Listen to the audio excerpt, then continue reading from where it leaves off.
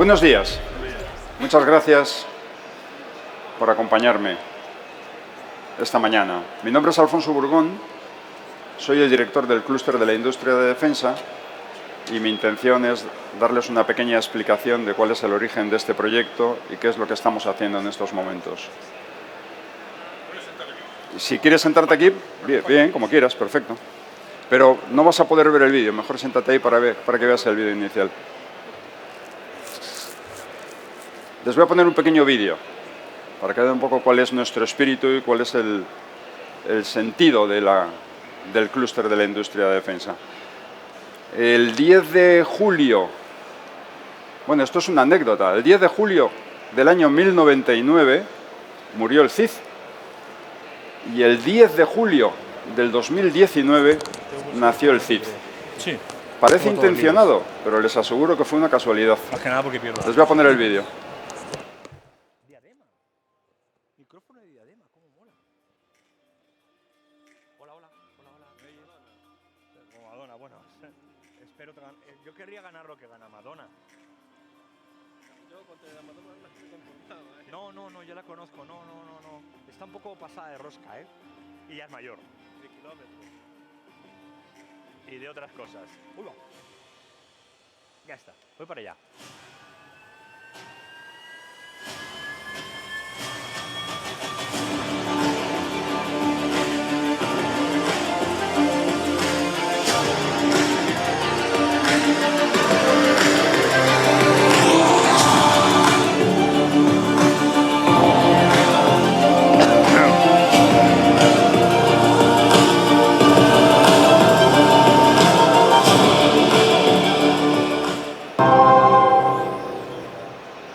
Bueno, muchas gracias.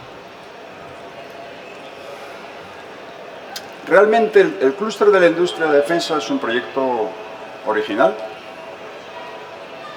es un proyecto pionero, es el primer clúster como tal de industria de defensa que ha surgido en España y es un proyecto original porque quiero que entiendan que es algo, no digo mejor ni muchísimo menos, probablemente peor, desde luego distinto.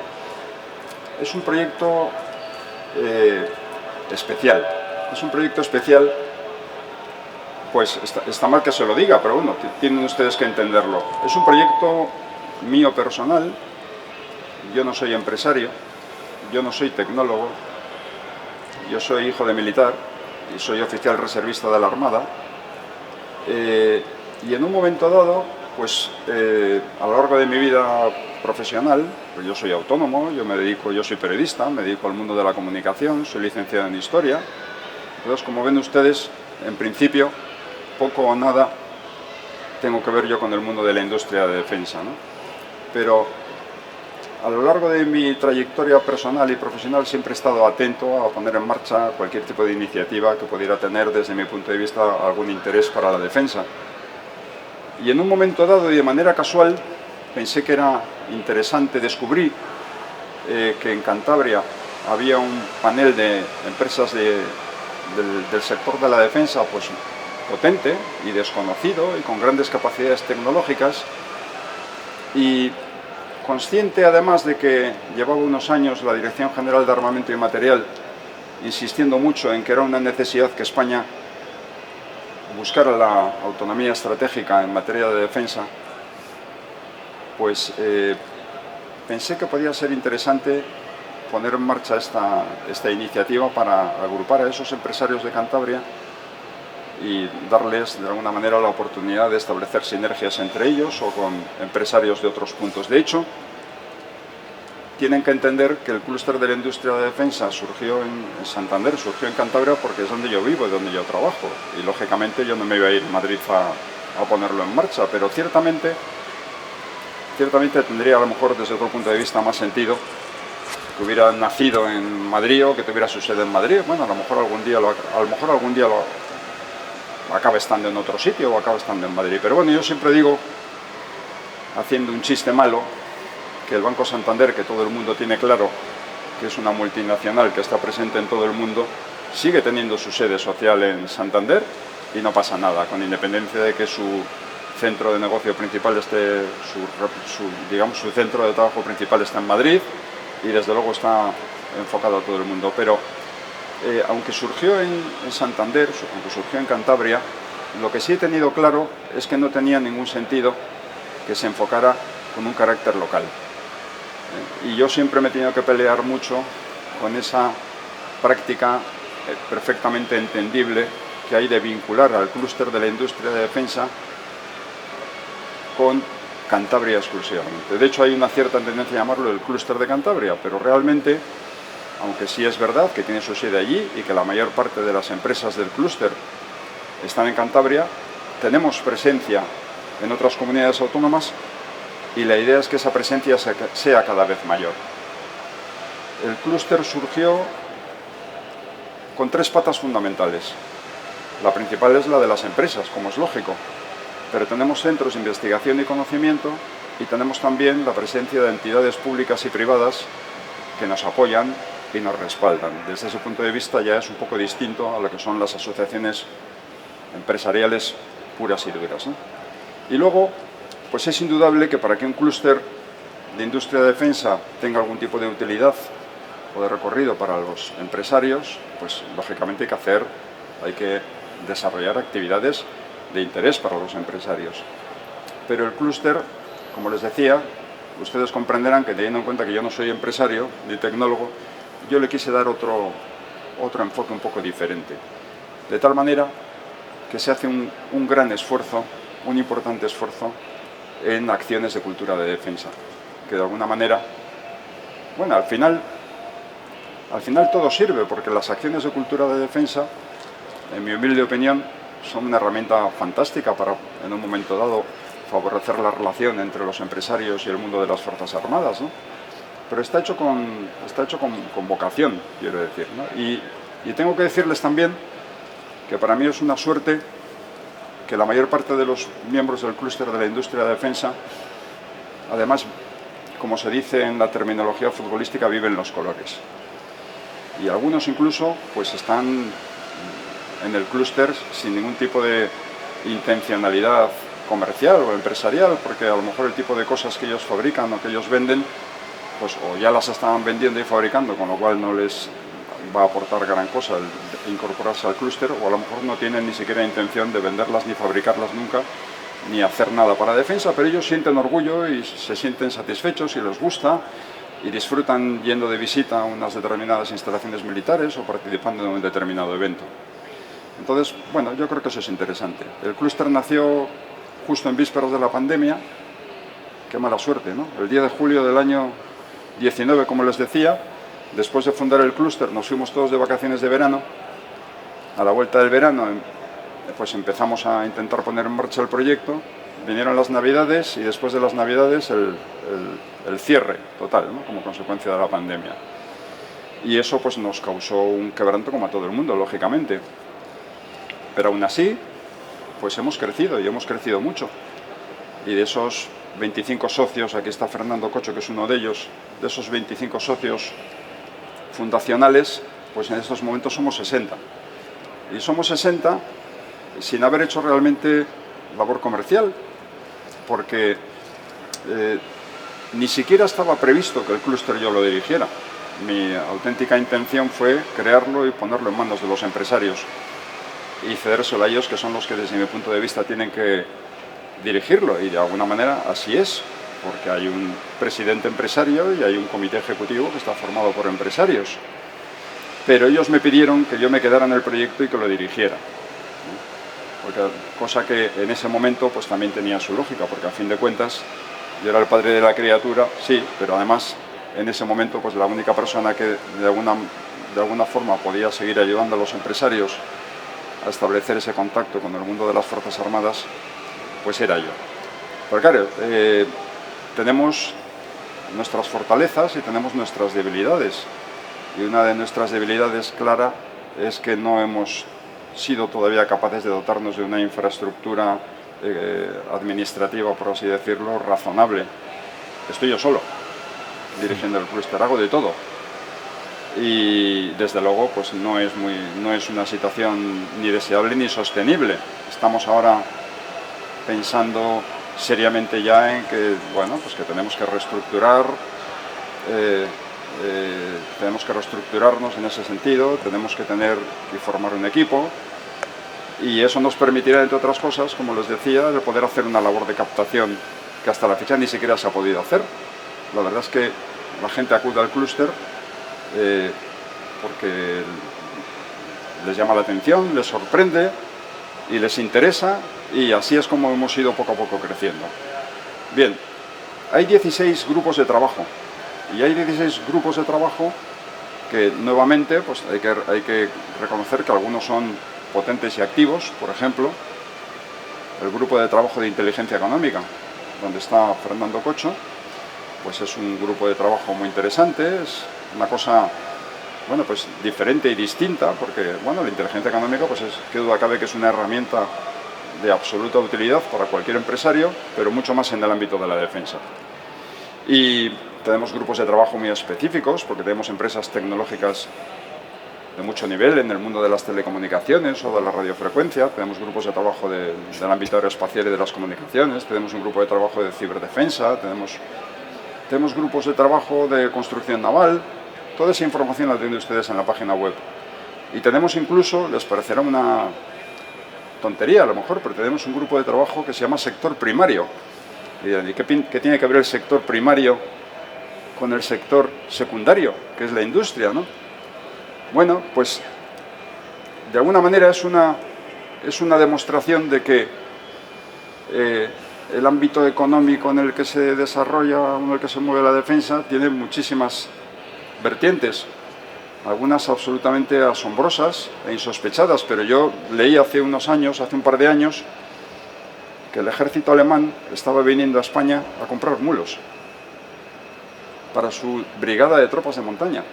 Y resulta que los estaban comprando en Murcia a unos señores que criaban mulos para la romería del Rocío y cosas por el estilo, y andaban ahí los alemanes buscándolos, y yo pensé, ¿pero cómo es posible? Digo, ¿cómo es posible que un país que es aliado nuestro, Alemania, que resulta que tenemos un servicio de cría caballar espectacular que depende del Ministerio de Defensa, tenemos unos centros de cría caballar espectaculares, uno de ellos en Cantabria, el Centro Militar de Cría Caballar de Ibio, donde se fusionó la yeguada de Ibio con el depósito de sementales que había en Santander? En una de esas reestructuraciones unificaron las dos instalaciones militares.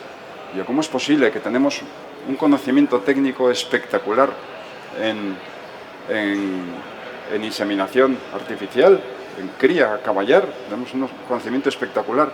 ¿Cómo es posible que los alemanes estén yendo ahí a comprar a unos particulares ahí los mulos de cualquier manera, cuando es un servicio que podía dar nuestro Ministerio de Defensa, nuestras Fuerzas Armadas podrían dárselo a los alemanes y hacer negocio, además, ¿no? Porque tienen unos sementales de raza hispano-bretona espectaculares. Les recomiendo que vayan un día de visita, por cierto. Tienen ganado asnal y tienen el conocimiento. Y además en Cantabria existe la tradición.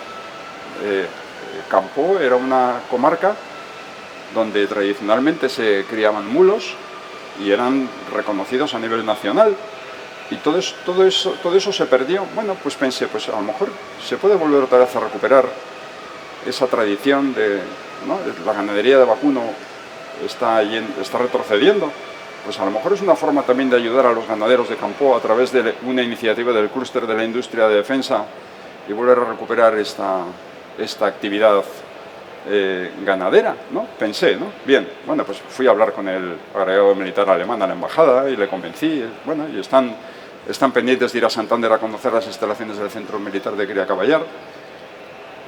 Y me llamaron hace unos meses y me dijeron, queremos comprar 15 mulos, consíguenos los mulos, que los pagamos a 7.000 euros cada mulo. Y digo, qué barbaridad, pues están dispuestos incluso a pagarlos más caros que un caballo de silla, ¿no? Bueno, eso es una actividad económica, ¿no? ¿Por qué no se puede también promover o apoyar ese tipo de iniciativas desde un clúster de la industria de defensa? No deja de ser una industria, es una industria ganadera, ¿no? Bueno, es un ejemplo quizás un poco extremo de lo que se pretende con el clúster, pero además también hacemos otras cosas, por ejemplo, la formación, y conscientes de que hay determinadas carencias en determinados ámbitos, por ejemplo, la guerra electrónica.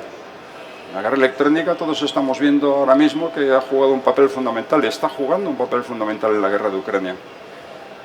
Pues resulta que tenemos en España unas empresas que se dedican a guerra electrónica que son potentísimas, Indra, Sener, por ejemplo, pero también en el clúster, una que se llama Hercia Technologies y otra que se llama TTI. Y resulta que andan desde hace años quitándose los profesionales unos a otros, pisándose la manguera, poniéndose zancadillas, porque no hay profesionales, no hay especialistas en guerra electrónica en España. Y casualmente el año pasado en la feria FEINDEF conocí a un señor que se llama Jesús Reyes y que acababa de jubilarse es ingeniero de telecomunicaciones, acababa de jubilarse como empleado de Indra. Él ha dedicado toda su vida profesional a la guerra electrónica. Y le eché el guante. Digo, ¿tú no tienes ganas de seguir haciendo cosas? Digo, pues yo te voy a dar la oportunidad. Digo, vamos a montar unos estudios de altísimo nivel, de posgrado, en guerra electrónica. ¿Qué te parece, mijo? Adelante. Y como la Universidad de Cantabria es uno de los centros de investigación y conocimiento que forman parte del clúster, y además la Escuela de Ingenieros Técnicos Industriales y de Telecomunicación de la Universidad de Cantabria tiene mucha fama y mucho nivel, de hecho han salido grandes empresarios que están ahora en el clúster, son egresados de la Escuela de Ingenieros Técnicos, de la Escuela de Ingenieros Industriales y de Telecomunicación. Pues se lo conté a la Universidad de Cantabria, les pareció muy interesante el tema. Y vean ustedes, en menos de un año, porque yo conocí a Jesús Reyes en noviembre en FEINDEF, el pasado mes de septiembre ha empezado ya el título de experto universitario en guerra electrónica. Y ha habido que cerrar la inscripción porque no puede haber más de 30 alumnos y está completo. Y la mayor parte de los alumnos los ha puesto la propia Indra, la propia Sener, TTI y Hercia. Y vamos a dotar, con dinero del clúster, vamos a dotar unas becas para nuestras Fuerzas Armadas, para que miembros de las Fuerzas Armadas puedan cursar este título de experto universitario. Eso, como ven ustedes, es una variante, es algo que va un poco más allá de lo que se supone que tiene que ser una actividad de una empresa, de una asociación de empresas, ¿no? Pero es un beneficio también para los empresarios del sector, porque si les estamos ayudando a conseguir profesionales en algo en lo que ellos tienen una seria carencia, pues estamos haciendo una labor. Y también para nuestras Fuerzas Armadas, que también tienen necesidad de especialistas en esta materia. El curso ha empezado a finales de septiembre, antes incluso de firmar formalmente el convenio con la universidad, que lo vamos a firmar el próximo día 23 de noviembre. En menos de un año se ha puesto en marcha. Bueno, pues esos son el tipo de iniciativas que se están poniendo en marcha, algunas con más éxito, otras con menos éxito, pero en cualquier caso todas con muy buena voluntad, desde el ámbito del clúster de la industria de defensa. Y bien, hemos organizado unas jornadas de logística, tenemos unos diplomas que concedemos todos los años. El próximo día 28, por cierto, si alguno de ustedes, ya que son pocos, si alguno de ustedes tiene interés, me facilitan luego sus correos electrónicos y yo les invito a la ceremonia que vamos a celebrar en el Palacio de la Madalena el próximo día 28 de noviembre, donde vamos a conceder nuestros diplomas de honor y vamos a tener con nosotros a importantísimas personalidades del ámbito de las Fuerzas Armadas. Porque, bueno, a mí me llena de orgullo comentar que tenemos a Navantia, que tenemos a Indra, que tenemos a Fomento de Construcciones y Contratas, pero tengo que decirles que realmente el objetivo del clúster no es captar a las grandísimas empresas tecnológicas que ya están agrupadas en otras asociaciones empresariales. No se trata de eso, porque si ya están, pues ya están, felizmente están en otras asociaciones. Realmente, volviendo a lo que les estaba explicando al principio, el gran objetivo estratégico de la Dirección General de Armamento y Material es ampliar la base tecnológica e industrial al servicio de la defensa. Y eso no se consigue, yo no lo conseguiría como herramienta, como instrumento, como clúster, incorporando al clúster a los que ya están en otros sitios y ya vienen trabajando para el sector defensa desde hace muchos años, no tiene sentido. De lo que se trata precisamente es de que esas pequeñas o microempresas que tienen tecnologías duales, que tienen capacidades, que tienen productos o servicios de interés para la defensa, pero que no saben ni por dónde empezar, ni cómo entrar, y no se les ha ocurrido siquiera planteárselo, pues mi idea es precisamente intentar atraerles, intentar captarles y ayudarles en esa relación con el mundo de las Fuerzas Armadas, introducirles en ese... Eso sí es contribuir a ampliar la base tecnológica e industrial, atrayendo a empresas que no están y que se incorporan a esa base. Por tanto, el objetivo no es tener a Indras, Navantias, ¿no? Desde luego, si vienen, fenomenal, porque entre otras cosas nos da prestigio, de alguna manera traslada a otros empresarios que esto es un proyecto que intenta ser serio, ¿no? Y es un banderín de enganche, que duda cabe, ¿no? Es un atractivo para aquellos empresarios que dicen, anda, pues a mí me interesa ahí está Indra, a ver si yo algún día puedo trabajar para Indra, por ejemplo, ¿no? Bien.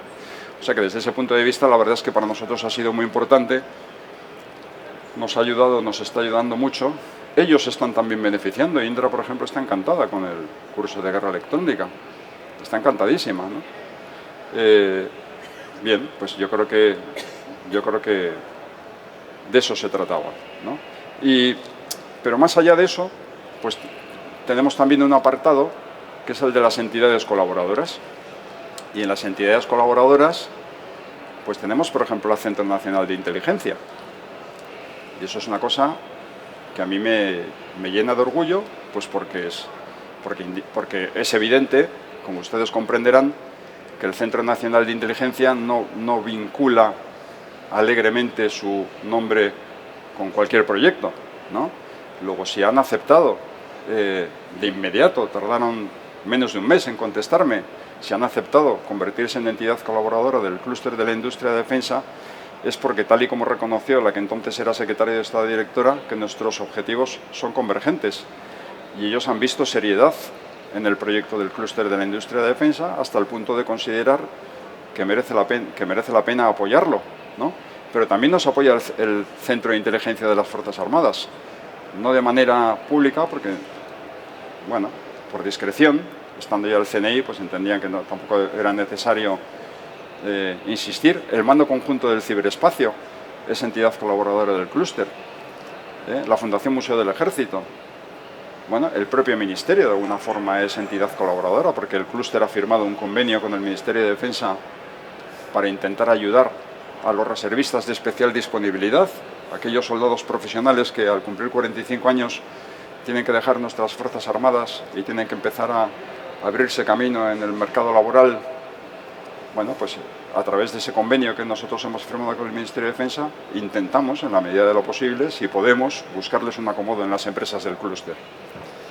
Bueno, pues ese es un poco el origen, esos son un poco los objetivos, ese es el espíritu de este proyecto, y yo creo que si alguno de ustedes quiere preguntarme alguna cosa y yo buenamente se la puedo contestar, pues estaré encantado. Muchas gracias.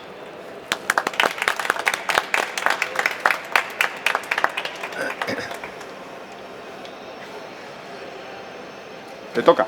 Ah, ¿quieres hacer una pregunta? Sí, gracias. No, muchísimas gracias por la exposición, muy clarita. ¿Cuál es la relación que tenéis con teoría de nosotras? Lo has dicho un poco en las... gracias. ¿Esto funciona? No funciona. ¿Está encendido? ¿Está encendido? ¿Sí? Sí. No se oye. No sé nada. No quieren que hable, embajador. No quieren que hable. Bueno, es igual.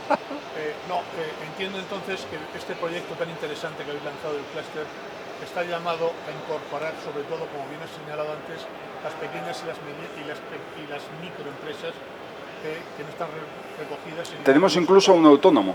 Ajá, Que es un señor que trabajaba antes de comercial para Indra y se acabó estableciendo por su cuenta, y él, bueno, pues se mueve muy bien en el sector de la defensa, intermedia con empresas importantes del sector, y él es el que ha vendido, por ejemplo, los sistemas de defensa pasiva para las fragatas F-110, y pensamos, ¿y por qué no puede estar aquí? ¿Por qué no puede estar aquí? Porque además él tiene un conocimiento que otros socios del clúster aprovechan. ¿Y cuál sería la relación? Todo nos vale, es decir, aquí no hay bola negra, aquí no se pone ningún tipo de... No, es que, por ejemplo, bueno, pues hay que explicarlo. Se acaba de crear un clúster en Asturias, que lo llaman Asturias Defensa Hub. Tiene un nombre muy largo y al final se han dado cuenta de que era un error. Asociación de Empresas Tecnológicas del ámbito de la defensa, Iniciativa Ingeniero González Ontoria. Ese es su nombre. Y se llama al final Asturias Defensa Hub. Ahí tienen dos gordísimas, que son Santa Bárbara y Expal, que son a su vez socias de TEDAE.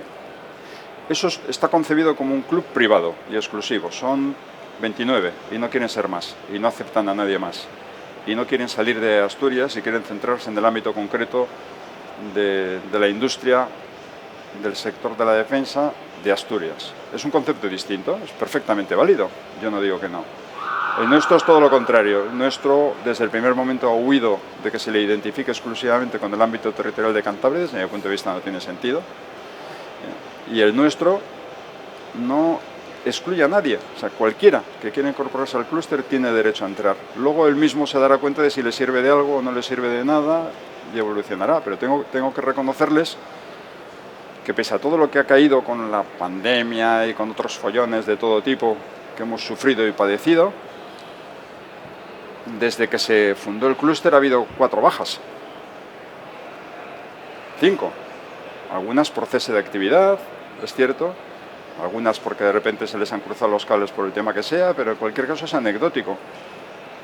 Ha habido una progresión continua de nuevos asociados y no ha habido prácticamente bajas. Luego, quiero entender que a la gente le compensa. Hay que pagar una cuota, pero es una cuota ridícula.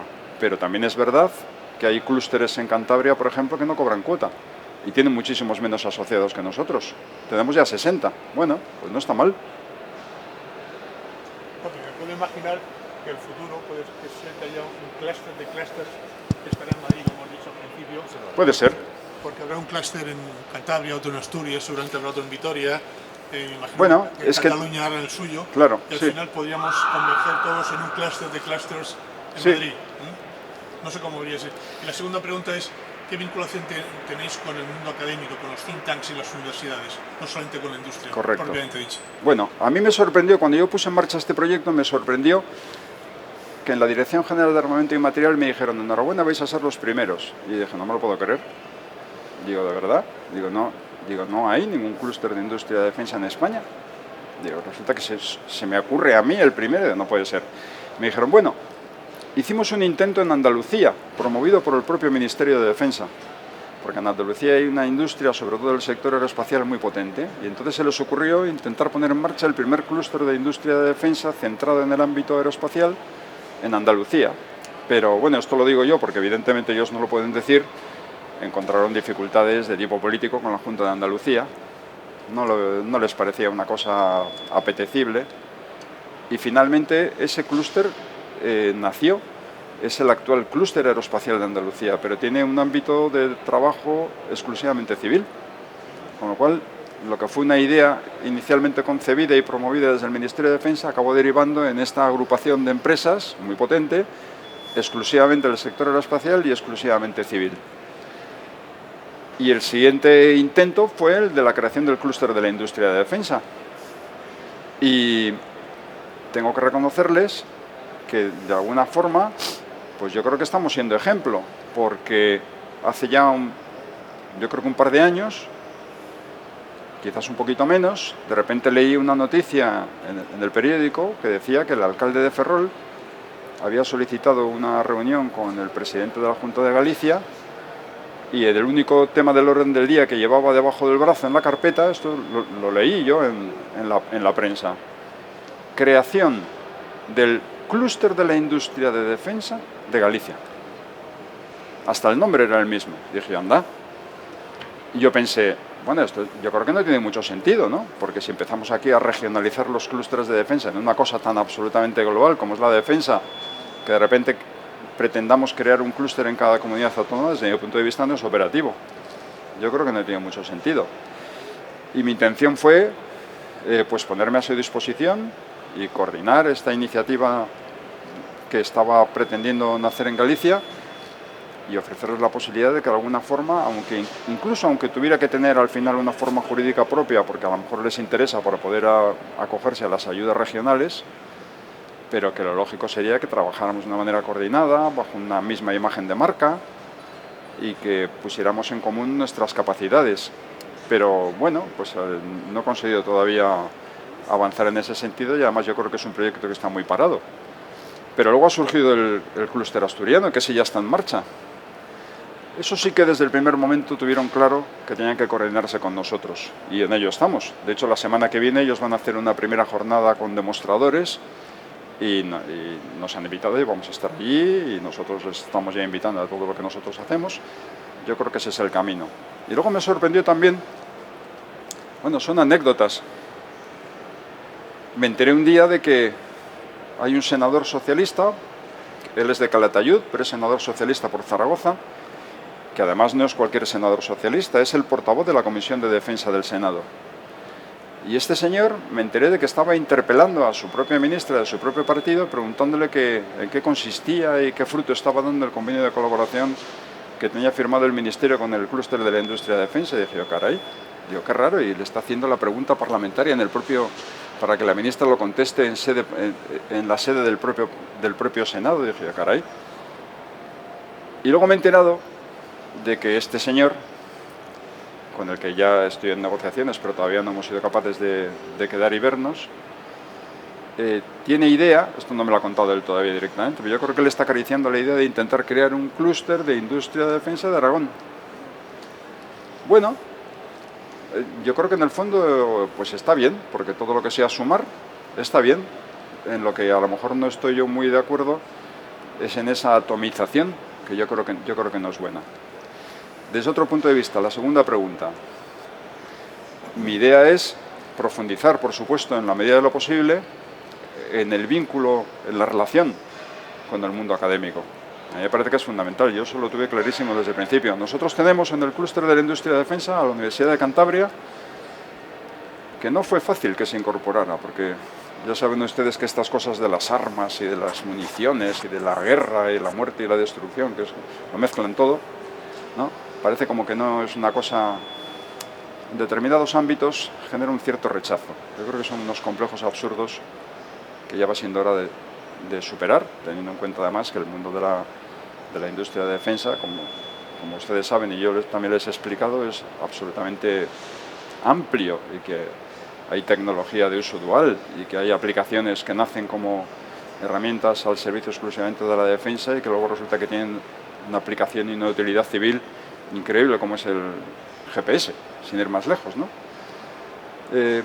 Pero en el ámbito académico cuesta un poco entrar, porque hay miedo a que esto sea rechazado por la comunidad universitaria y demás. Yo llevo muchos años intentando luchar contra eso y haciendo, por ejemplo, un gran esfuerzo en ofrecer a la Universidad de Cantabria conferencias, componentes, que en muchos casos ya se va haciendo uno viejo, en muchos casos son amigos míos de infancia. Yo pasé mi adolescencia en el Sáhara.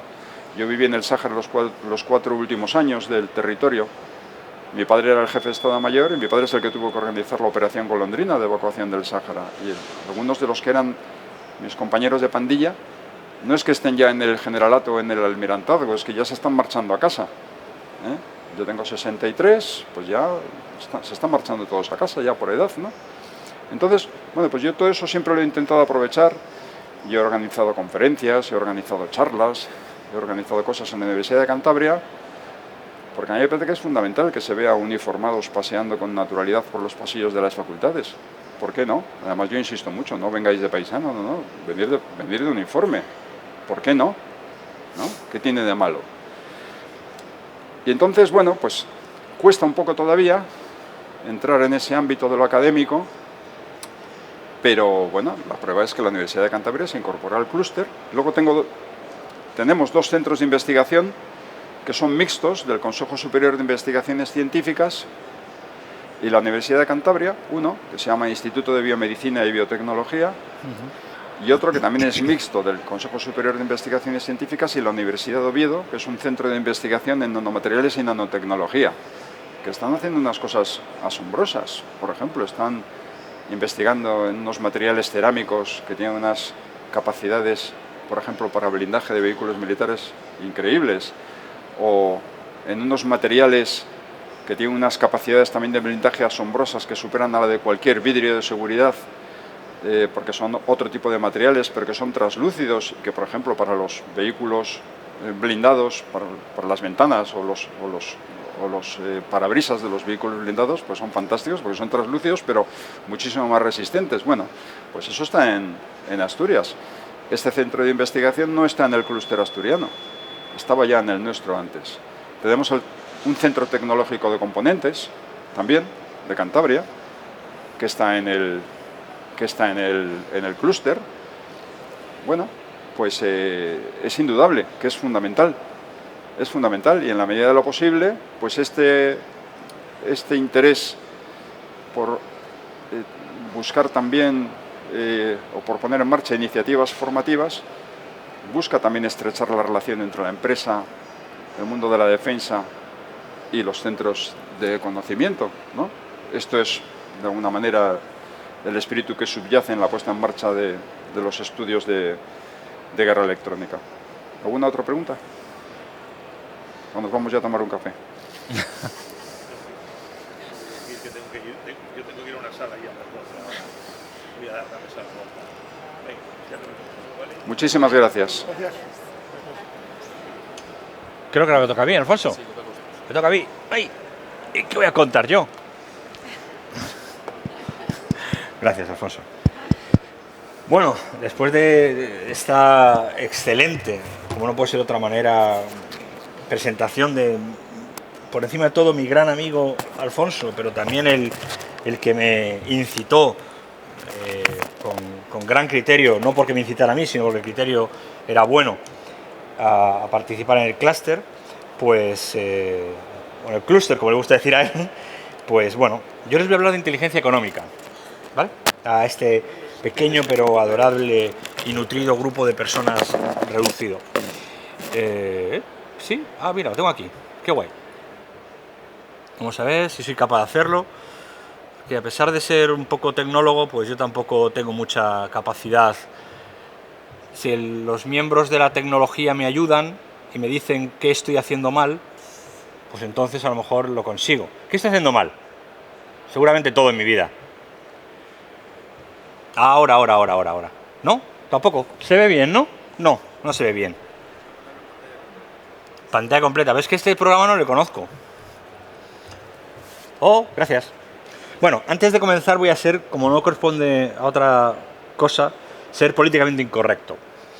Drones, tecnología, capacidades, Bantac, que tiene, por cierto, propiedad iraní, no solo es española. ¡Ah, qué casualidad! Drones en los que, por ejemplo, se habla de obtener información, pero no se habla del procesamiento de esa información, la capacidad de esa información y cuál es la herramienta para, por ejemplo, algo tan sencillo como ocurre mucho en Galicia, que los vehículos, los bomberos, los vehículos de transporte de los bomberos o incluso los vehículos autobomba o de cualquier otro tipo de protección civil o de la UME, se meten a veces en caminos en los que no pueden dar marcha atrás porque literalmente no han hecho una monitorización, un mapeo en 3D de lo que son los caminos por los que tienen que hacerse. Y ese mapeo, aunque esté hecho por el sistema de geoposicionamiento estatal, el SIGPAG, por ejemplo, no explica las capacidades, las modificaciones en terreno en tiempo real y las adaptaciones en cada momento que tiene ese tipo de orografía, ¿vale? Y eso nos hace pensar en qué está ocurriendo desde el punto de vista de este país tan adorable que es nuestro, pero que es un país cainita. ¿Por qué? Porque peseta que me llevo yo, pesetas que no te llevas tú. En ese área, cuando Alfonso me llamó, dije, bueno, yo no sé mucho y de lo que sé un poquito es del área de inteligencia económica, de esa forma que tiene de conseguir objetivos, estrategias, capacidades, funcionamiento y lo que se ha derivado para la empresa pública y privada, porque para mí no hay diferencia, yo vengo de la función pública, pero para mí no hay diferencia entre la empresa privada y la empresa pública, porque todo teóricamente es, la empresa privada es la punta de lanza de los intereses del Estado y el Estado lo que tiene que hacer es proteger los intereses de la empresa privada porque son la capacitación y la dotación económica y personal de su propio país y por tanto otra cosa no tiene sentido para mí. Pero bueno, en este país las cosas se piensan de otra manera, quizá a lo mejor el equivocado sea yo. Pero nos encontramos, por ejemplo, con que en Francia, hablábamos hace unos minutos con Alfonso, y con, no acuerdo tu nombre, perdóname, compañera, con Gloria, una excelente chica que está comenzando, a la que deseo toda la fortuna y le ayudaré en la medida posible todo lo que pueda, de manera absolutamente desinteresada, porque el objetivo de hacer cosas de forma desinteresada y no solo crematístico es el fundamento de la colaboración, de la cooperación. Evidentemente todos tenemos que ganar y vivir decentemente, y evidentemente para mí es muy fácil hablar de la función pública, ¿vale? Claro, yo soy funcionario, jubilado, pero funcionario, y por tanto es fácil para mí. Pero cuando no era funcionario, también pensaba igual.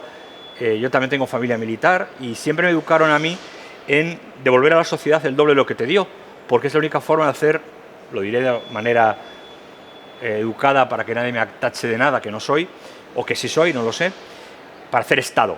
Otros lo llamaban patria, pero bueno, para hacer Estado. Hacer Estado y sociedad. Y hablábamos ahí fuera de un decreto del señor Macron, el cual puede caernos bien o mal, a mí me cae particularmente mal, pero bueno, no importa, pero ha hecho algo muy importante, y es que ha obligado por decreto nacional a que todos los tejados de todos los parkings de toda Francia tienen 5 años o 3 años, no recuerdo ahora, para convertirse en paneles solares. De tal manera que lleguen a un 24% de la energía nuclear que tiene de capacidad Francia en energía solar y fotovoltaica. A mí en economía, cuando estudié economía, me dijeron que 1/3 de cualquier cosa es fondo de margen de maniobra. Y al ser fondo margen de maniobra significa que es capacidad para generar recursos. Y lo demás son tonterías.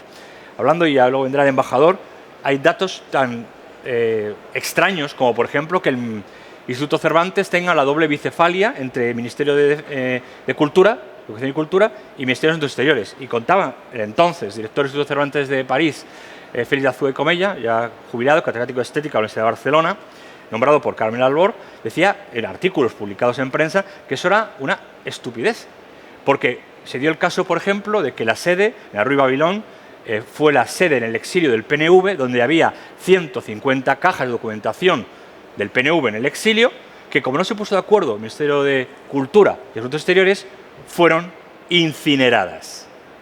Esa es la manera de pensar en España. Y para eso hay que conseguir cambiar el modelo mental, el modelo cognitivo, el modelo del futuro, tal y como han hecho otros países absolutamente democráticos, absolutamente tolerables, incluso países que decimos que son países modernos y pacifistas, como Noruega, por ejemplo, que es de los países más belicistas y con más industria de defensa imbricada en la sociedad civil de los que yo conozco, o países como Dinamarca u Holanda, o países, no, por supuesto, como Alemania, el BFV alemán, u otros países, ¿no? Algo que se ve de forma, como decía Alfonso, debería verse de forma natural, porque no son otra parte más que del servicio público a la ciudadanía y al Estado, que son lo mismo para mí, y por otro lado la capacidad de enfrentarse a los retos del futuro. Por tanto, drones sí, pero ¿quién maneja la información? ¿Qué tipo de información tenemos? Industria sí, pero siempre industria llena de insiders que trabajan para otros intereses que no son los de la nación, los del Estado, los de la sociedad civil española, da igual donde esté, y que sin embargo, pues prefieren, y no vamos a decir nombres que todos conocemos, prefieren trabajar para los intereses estratégicos de otros países, de otras empresas, con otras matrices y con otros intereses económicos. Pero bueno, eso es lo que hay. Contra eso, en mi modo de ver, hay una herramienta muy importante que tenemos y que somos muy buenos en ella, lo que pasa es que no confiamos, compramos tecnología externa, incluso programas o software que tienen puertas traseras para optimizar los recursos. El ICEX, por ejemplo, mi buen amigo Isaac Martín Barbero me lo contaba hace unos años, ahora responsable del área económica de la Embajada Española en Sudáfrica, anda, uno de los países emergentes de los famosos BRICS, y me lo contaba. Tenemos herramientas que compran las empresas españolas de hacer inteligencia económica que tienen puertas traseras y por tanto la información deviene a intereses no nacionales. Para mí, la inteligencia económica no es más que transformar la información en conocimiento para toma de decisiones, en este caso, de inteligencia económica. Yo les voy a explicar que no es nada complicado, es algo extremadamente sencillo, extremadamente útil, fácil, si hasta un cenutrio como yo lo puede hacer, pues cualquiera lo puede hacer.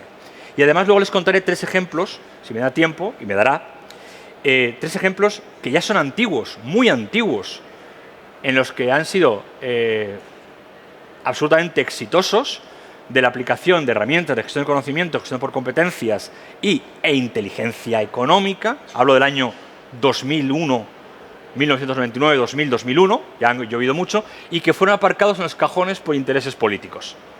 Y que luego fue comprada la patente, o el registro, o la propiedad intelectual, como se quiera llamada, por otras empresas, por otros países, y que luego hemos comprado a su vez nosotros, de nuevo, tal y como hacían los reyes católicos con la lana merina. Bueno, el uso de herramientas de inteligencia, situaciones de crisis y emergencias, porque me da igual que la crisis sea un incendio, entiéndanme por favor coloquialmente, que sea un cambio estratégico en la compra, venta de suministros, proveedores o en el mercado emergente de cualquier país. Y si no somos conscientes de que para poder conseguir la sociedad del conocimiento, la sociedad de la información, eso que Peter Drucker llamaba el futuro de las organizaciones, no somos conscientes que el talento es importante, pero apoyado, y cada vez más talento, las personas, apoyado en conocimientos tecnológicos, que ya es muy difícil ser competitivos, pero sí en herramientas tecnológicas que podemos generar de forma diferente, pues nos encontramos en la era agrícola, en la era industrial, pero no en la era del conocimiento. Recuerden que cualquier persona que no cite la fuente está copiando. Y todo lo que yo les voy a contar aquí ya ha sido publicado. Y les diré, si ustedes quieren, dónde ha sido publicado. De tal manera que yo puedo cambiar las transparencias, pero no puedo cambiar la información que hay detrás. Puedo decir el qué. Lo importante no es el qué en la inteligencia económica, lo importante es el cómo. Por eso se resisten tanto la gente en transferir el conocimiento en herramientas de inteligencia, cosa que no tiene sentido, pero bueno, no importa. Al final, la inteligencia económica es esa bola blanca que está ahí vacía, porque es como un agujero negro, aunque aparezca blanco, porque el negro quedaba muy mal, y no es más que la relación entre la innovación, en el porcentaje que se pueda, la estrategia sin la cual no se puede hacer absolutamente nada, cuando entiéndanme por favor, la política en las empresas, la estrategia, no va delante de la economía, vamos de espaldas y contra el viento.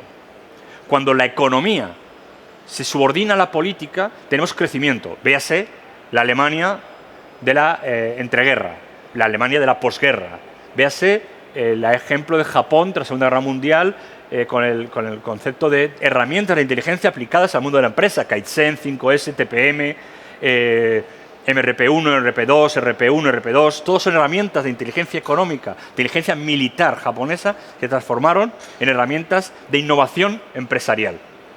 Por tanto, al final el conocimiento o se transfiere, o se crece, o al final queda en detrimento de todas las personas.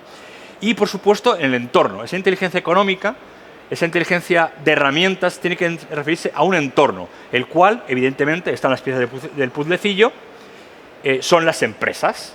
Y públicas o privadas no importa. De hecho, muchas veces el trasvase entre empresa pública y empresa privada en España no se ha gestionado correctamente. No hablo de puertas giratorias, hablo de trasvase. Jubilar a militares de altísima cualificación a los 45 años con una dotación de capacidades, conocimientos y esfuerzo físico tan alta como la que tenemos es un error. Mientras que en otros países como Francia los incorporan en empresas totalmente militarizadas como GEOs y los transforman en inteligencia económica. O en otros países los están contratando militares españoles, exmilitares españoles. No hablo solo para sistemas de operaciones, las famosas PMCs, sino también para empresas, para ejercer liderazgo, para gestión de crisis, para gestión con herramientas de alta complejidad, en escenarios de incertidumbre. Todo eso que otras personas, otras empresas, otros países hacen, el clúster, con el apoyo y con la creación, con la cabeza prodigiosa que tiene Alfonso, lo intenta. Otra cosa es que nos dejen hacerlo porque alguna desventaja hemos tenido. Pero no porque las empresas del clúster en sí mismo no puedan o no quieran, sino porque incluso a veces parece como que molesta que, en este caso Alfonso, tuviera una idea absolutamente brillante, en la que yo humildemente me subí en cuanto pude, y al final no nos damos cuenta de que en un mundo heterogéneo se requieren estrategias diferentes. Y esas estrategias solo un clúster puede hacer. ¿Por qué? Porque es la forma de generar herramientas o capacidades sectoriales unificadas en un único criterio, con una única dirección.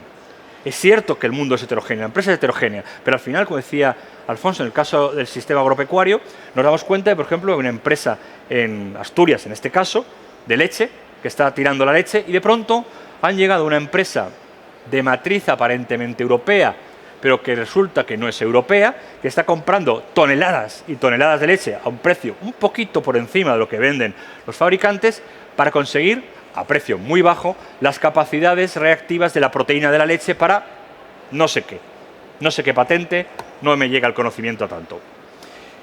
Al final, hay muchos tipos de inteligencia: estratégica, táctica, operacional, prospectiva, interior, exterior, básica, actual, OSINT, TUMING, técnica. Al final, puede ser científica, tecnológica, militar, competitiva, empresarial, geográfica, al final todo es lo mismo. Son procesos de inteligencia que lo que me hacen es establecer cuando hay un riesgo, una amenaza, pero no tiene por qué ser un riesgo solo una amenaza, sino una oportunidad de crecimiento. Dicen los chinos que no puedes culpar, un marino no puede culpar 2 veces sistemáticamente al viento o al mar del naufragio de su barco porque es un mal marinero. ¿Qué quiere decir esto? Los japoneses lo llaman engemba, el análisis del entorno. ¿Qué significa? Significa que todo lo que tú no puedas más o menos prevenir, predecir, en la medida de las posibilidades, hay cosas que no son predecibles, los famosos cisnes negros, son solo que no tienes herramientas para monitorizar lo que ha ocurrido en tu entorno en tiempo, plazo y forma, como diría la función pública. Y esa inteligencia al final genera un producto que viene por herramientas, por supuesto, por captación de información, pero ha de ser procesada por gente que conozca esa herramienta, que vea las limitaciones de la herramienta, no todo vale para todo. Un martillo vale para clavar clavos, también para abrir cabezas, pero fundamentalmente no vale más que para abrir clavos, para clavar clavos o sacarlos. Por tanto, al final las herramientas tienen que generar de un producto un servicio adecuado. Ese servicio, es el famoso ciclo de inteligencia, al final lo que hace es identificar objetivos, definirlos, planificarlos, establecer las herramientas para sacar información, esa información procesarla, retroalimentarla y al final tomar una decisión. Cualquier inteligencia, cualquier acción estratégica que no valga para tomar decisiones, no vale para absolutamente nada. Es un flatus vocis que diría Gustavo Bueno, es decir, es algo que no vale para nada más que para generar humo, algo de lo que muchos en este territorio, como en otros territorios, ocurre, ¿no? ¿Qué permite la inteligencia? Me permite conocer rasgos, indicadores, capacidades de todo tipo, porque todo suma o todo resta desde el punto de vista social, político, económico. Les recomiendo una película, El factor humano, una película antiquísima, muy antigua, en la que un miembro del Servicio de Inteligencia británico, inteligencia exterior británica, el famoso MI6, que hasta el año 2005 no se reconocía su existencia como tal, aunque todos lo conocían, iba todos los días a su oficina y sistemáticamente escuchaba comentarios racistas por parte de sus compañeros respecto a las colonias que en ese momento Gran Bretaña seguía manteniendo por medio de la Commonwealth.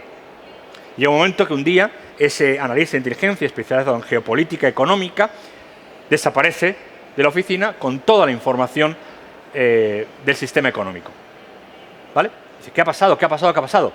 Pues que no nos habíamos dado cuenta que este hombre estuvo destinado X años en África, se casó con una africana, tuvo hijos africanos, británicos, pero africanos de origen africano, y por tanto sistemáticamente tenían un insider dentro que, harto de escuchar críticas inadecuadas por falta de conocimiento, pues decidió pasarse al lado contrario. Es decir, quien tenía que haber sido un aliado por una capacidad de integración, lo convertimos en un enemigo. Hay todo tipo de rasgos que tenemos que analizar y todo, como dice Alfonso, todo suma. Al final, en el fondo, es un esquema mental que permite adquirir una ventaja competitiva en tiempo, plazo y forma. Repetiré esto mucho. Tiempo, plazo y forma.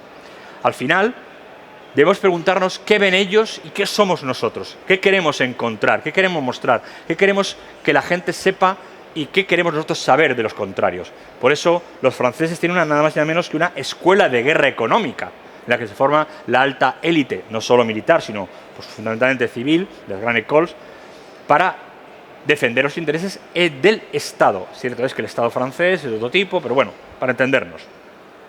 Y que, por cierto, muchos de sus analistas trabajan para empresas españolas, evidentemente, al servicio de la inteligencia francesa, sin género de duda. La aplicación de la inteligencia disminuye el riesgo, no sustituye nada. Es como la grasa, el aceite que permite el engranaje adecuado de los motores. No quita a nadie nada. Lo que hace es sumar de una manera diferente a las capacidades de una organización, de una empresa, insisto, grado de inteligencia económica, no solo institucional o la que puede hacer el servicio de inteligencia o el servicio de inteligencia militar, sino fundamentalmente lo que las empresas pueden hacer con herramientas de inteligencia. Genera nuevas oportunidades, ve nuevas oportunidades con un conocimiento real, tangible, medible. Es que hay cosas que no pueden ser medibles. Decía Nonaka y Takeuchi, uno de los mayores expertos en gestión de la calidad japoneses, decían, gran maestro, no sabemos cómo medir las cosas cualitativas, ¿qué podemos hacer? Y decía, sí, no podemos medir, es muy difícil. ¿Qué hay que hacer? Medir medir, medir. Es decir, buscar indicadores que nos permitan ser capaces de transformar en algo cuantitativo aquello que pensamos que solo es cualitativo. Por lo menos nos acercaremos en un 50, en un 60%. Bueno, todo es bueno para el convento. Al final, lo que tenemos que intentar también es desentrañar el engaño, los errores, los fallos en cualquier fuente de información. Todo tiene un interés. Y ese interés siempre es un interés estratégico, que deviene de o está en los informes de inteligencia, que puede ser tecnológica, que es innovación, que puede ser competitiva, sectores, compañías, potenciales colaboradores, enemigos, entornos de creación empresarial, puede ser estratégica, riesgos país, puede ser un soft landing adecuado e inadecuado, o operacional, si es una crisis. Pero no podemos enfrentarnos a una crisis si no tenemos herramientas previas para enfrentarnos a crisis, e incluso inventar herramientas incluso para lo que no existe. El famoso problema de la central nuclear de Fukushima, que fue absorbida por un tsunami y un terremoto simultáneo, maremoto, no es que no estuviera preparada, es que las técnicas estaban preparadas para olas de 8 metros. Fatalmente subieron a olas de 9 metros. Hicieron lo absolutamente imposible de todo lo que se conocía. Por tanto, no es un error, es algo que se genera una fatalidad. Y siempre puede haber fatalidades incontrolables. Pero, sin embargo, los japoneses, ¿qué hicieron? Retiraron a todos los miembros de Fukushima, de los operarios, y los propios jubilados de la central nuclear sustituyeron a los operarios de la central nuclear porque sabían que su vida con 60 o 70 años era más corta que la gente con 30 o 40 que tenía que entrar al reactor nuclear. Por tanto, el horizonte de vida es más corto. Eso se llama generosidad, se llama pensamiento estratégico. Nadie les obligó. Era algo que tenían asumido como servicio al Estado, a la ciudadanía. Y eso es inteligencia. Bueno, hay miles de fuentes, revistas, legislación, eventos como este, ferias, mercados. O sea, yo ya he visto a tres amigos que sé que trabajan para empresas de inteligencia económica de otros países recopilando información. Pero es que hace 24 o 48 horas estaba en Vitoria, ya no sé ni cómo estaba el congreso, perdón, de mecanizado industrial del País Vasco, y lo dijeron públicamente, venían con su letrero que pertenecían a embajadas de países extranjeros, están en listado, para recoger información de qué se está haciendo en el sector industrial vasco, del mecanizado, matriciado y cosas de esas. No soy ingeniero, no puedo hablar mucho más. Y hablé de inteligencia. Y uno de la embajada se acercó y dice, tal, no sé qué, ¿me pone la tarjeta? Y yo, no tengo tarjeta, lo siento. ¿Por qué? Pues porque yo soy español. No se lo dije a él, entiéndame, por favor. Evidentemente, luego me contactó por LinkedIn, ya veremos lo que ocurre. Hay formas de buscar en Internet, la gran puerta abierta, pero sepamos cómo funciona Internet. Lo que entra también es lo que sale. Lo que le pidamos queda reflejado en una matriz. Por tanto, si no conocemos las formas de trabajar en Internet, que no es más que un portal, una forma de acceso, una herramienta, seguiremos perdiendo conocimiento.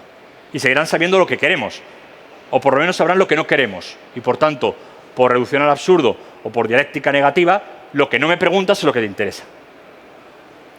Economía de empresa, hay miles de bases de datos, centenares de miles, pero lo importante son las herramientas para explotarlas y la persona experta en analizar esas herramientas o esos datos. Ciencias sociales, el Alanzadi, el Oxford Journals, la LegisNext.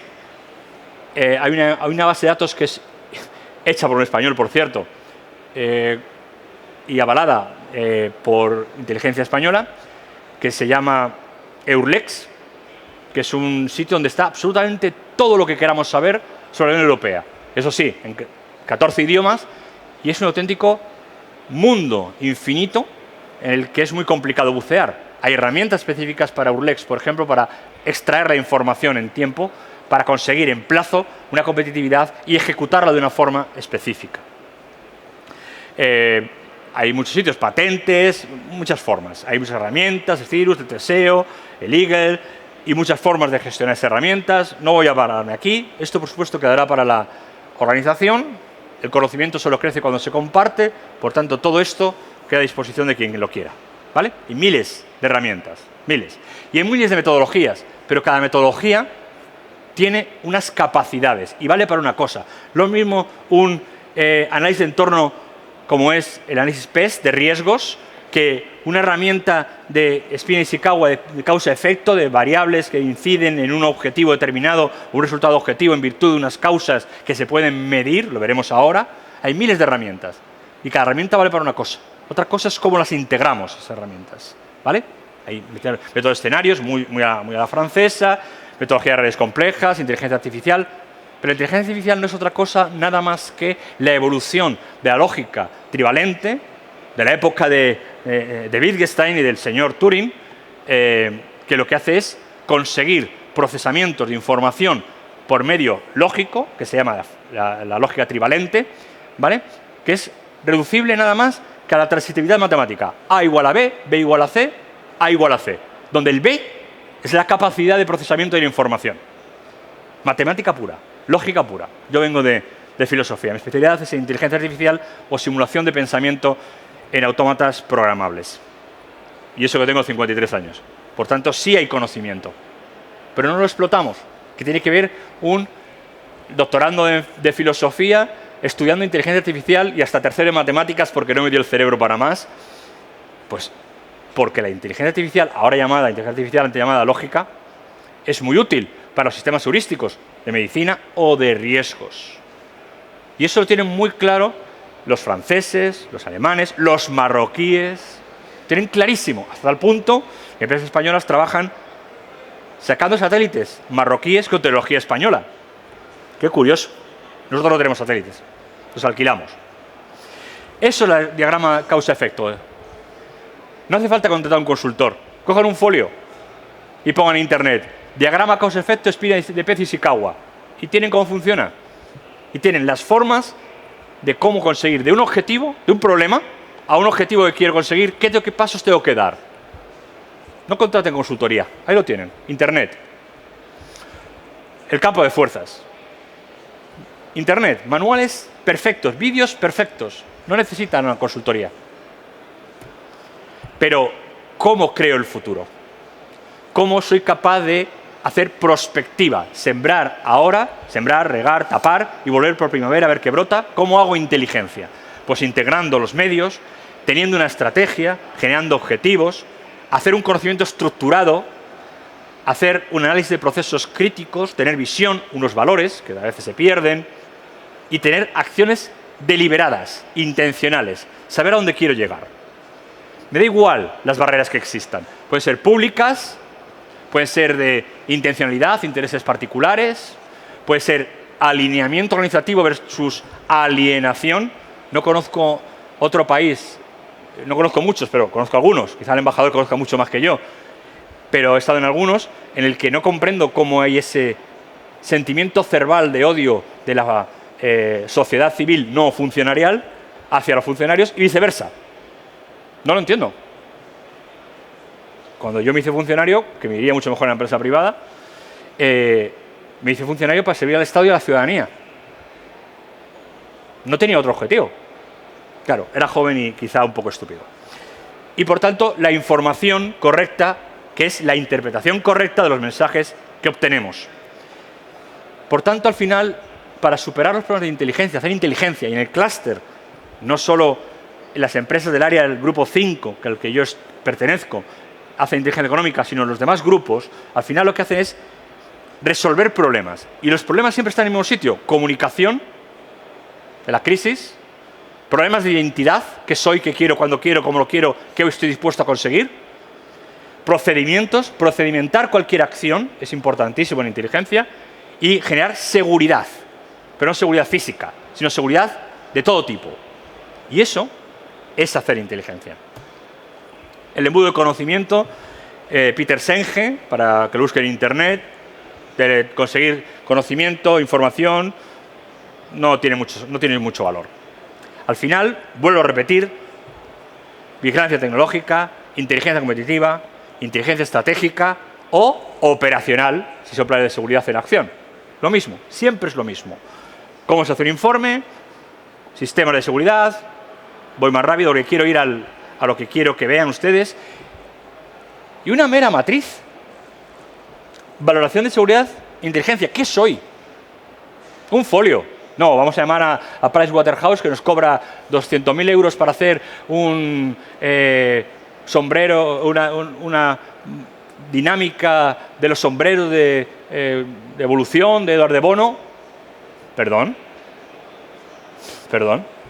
Vaya usted a los manuales de psicología de Bristol & Ellis, que son gratuitos, y vea cómo de verdad funcionan los modelos mentales y cognitivos, y se ahorra un pastizal. Hagamos una visión 360 grados, una visión bola de nieve, y digamos... ¿Perdón? Vea usted las dinámicas de grupo, de procesos psicológicos de grupo, ya está. Haga usted una matriz, ¿qué quiero, cómo lo quiero y cuándo lo quiero?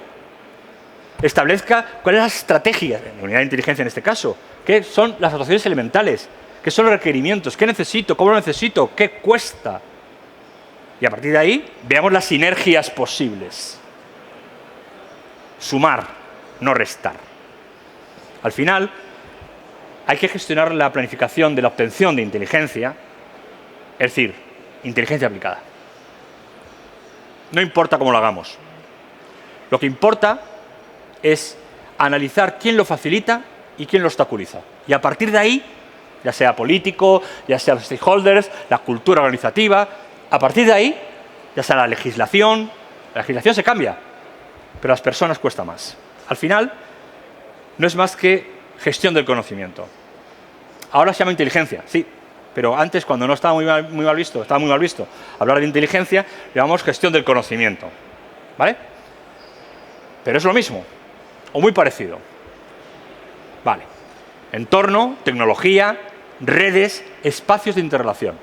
Y lo que lo une es una visión de inteligencia. Me da igual que sea la transferencia de conocimiento, peer-to-peer, me da igual. Me da igual que sea los componentes de Porter o, en este caso, el capital estructural, capital tecnológico, capital organizativo, me da igual. Hay muchas formas, me da igual que sea la FQM, la gestión de la calidad total, me da igual. Me da igual que sea la visión general de la organización, los procesos de trabajo.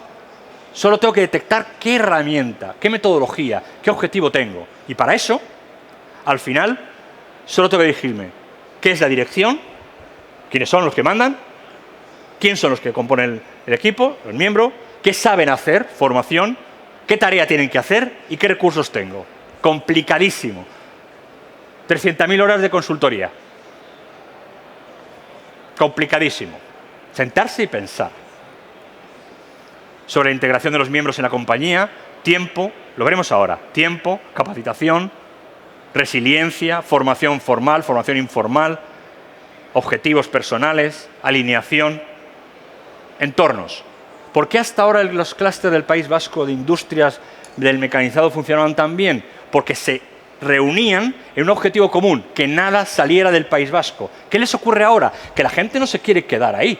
Porque llegan los chinos, te ponen un talón de 300.000 euros encima de la mesa y se llevan el talento, cosa de la que hablaron precisamente ayer. ¿Y cómo superas eso? Solamente viendo lo que alinea a las personas. La gente no se va solo por dinero, se va porque no tienen reconocimiento emocional, no solo formal, en su sitio. Si no, no se van. Yo soy amigo del investigador del CNB, de la Universidad Autónoma de Madrid, que está ahora en China haciendo las quimeras. Las quimeras son relaciones, fusiones entre seres humanos y animales, algo que puede ser éticamente aborrecible, lo respeto, pero le digo, bueno, ¿te vas? Dice, claro, es que yo era un becario, doctor, un genio, doctor, en el CNB, en la Autónoma, cobraba 1.100 euros y llegan los chinos que ven mi tesis doctoral y me dicen, ¿qué haces por irte con nosotros? Digo, es que estoy aquí. Clausuramos tu beca. ¿Cuánto cuesta tu beca? No, es que tengo un contrato con una penalización, 300.000 euros en tu cuenta. ¿Qué más quieres? No, es que yo no sé chino. No te preocupes, mi familia, tráetela. Lleva 5 años allí, no sabe chino. Tiene un esclavillo que le enseña chino y que le hace todo. ¿Y qué consigue? Que China esté a nivel internacional en la creación de biomecánica, biomedicina, nuevas tecnologías de fusión, en este caso de ADN, o las quimeras. ¿Para qué? No lo sé. Él solo quería investigar. No quería otra cosa. Al final, hablar de conocimientos técnicos, habilidades, experiencias. Ahora verán cómo esto se articula. Al final, todos son gestionar barreras de aprendizaje, en este caso, cognitivas, de valoración, de necesidad, de estatus, de rol, de capacidades. ¿Y cómo lo superas? Estableciendo una agenda de riesgos y una agenda de comunicación. Tan sencillo como eso. De esto Alfonso sabe muchísimo más que yo. Pero está escrito. Valorar lo que es de riesgo alto, un riesgo potencial, un riesgo emergente. Y medirlo, definirlo. Y cuando lo defines, ver cómo distribuirlo, verlo cómo concienciarlo. Ahora hablamos de cultura corporativa y RSC. Cultura corporativa, RSC. Alineamiento. Deseo de pertenencia. Fidelidad. Vale. Honor. Vale. Les voy a poner 3 ejemplos. El sistema de conocimiento de Madrid+D, lo pongo porque ya es antiguo, está obsoleto y está en un cajón, ¿vale? Donde unían empresas, competitividad regional, ciudadanos. Esto es del año, García Valero, esto estaba del 2001. Nunca se puso en práctica. Plan de acción, Madrid+D, investigación, empresa de transferencia tecnológica, centros de enlace, Europa, ¿vale? Internet que empezaba a funcionar, el ciclo de competitividad, el I+D, ventaja competitiva, y las empresas, todas universitarias. Biotecnología, la FUAM, el CSIC, materiales de tecnología de producción, tecnologías de información y telecomunicaciones, el CIEMAT, medio ambiente, ecosistemas, el INTA, energía, la Rey Juan Carlos incipiente en ese momento, con el CINER, alimentación, el INIA, Instituto Nacional de Investigaciones Agropecuarias. ¿Estaba claro? ¿Y cómo lo vamos a hacer? Como forma de vigilancia tecnológica. Vamos a monitorizar. Insisto, nunca se aplicó. ¿Qué es lo de la vigilancia? Ay, no se ve bien, perdónenme. ¿Qué es la vigilancia? ¿Qué no es? ¿Vale? No es ilegal, no es espionaje. El proceso de cómo se tenía que hacer, el análisis, igual que el ciclo de inteligencia. ¿Qué datos? 830 expertos, colaboración con administraciones públicas para conseguir inteligencia económica, interpretar datos, conocimiento. No funcionó.